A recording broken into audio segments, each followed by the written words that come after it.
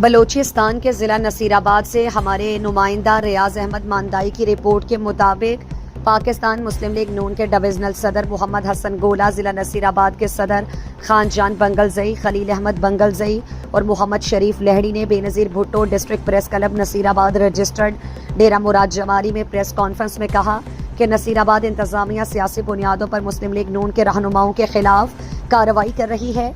انہوں نے لوکل سطح پر ضلع آفس میں مسلم لیگ نون کے حمایتی سرکاری ملازمین کو مختلف برانچوں سے ٹرانسفر کر کے پاکستان پیپلز پارٹی کے حمایتی سرکاری ملازمین کو تعینات کر رہے ہیں، جن کی سرپرستی ایک صوبائی وزیر کر رہا ہے۔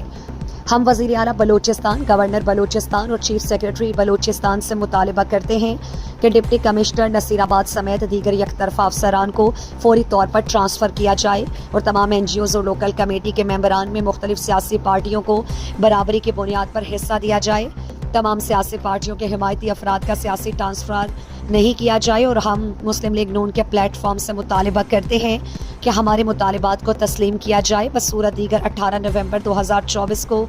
کمشنر نصیر آباد کے آفس کا گھیراؤ کریں گے۔ اگر ہمارے مطالبات نہیں مانے گئے تو احتجاج کا دائرہ کار وسیع کیا جائے گا۔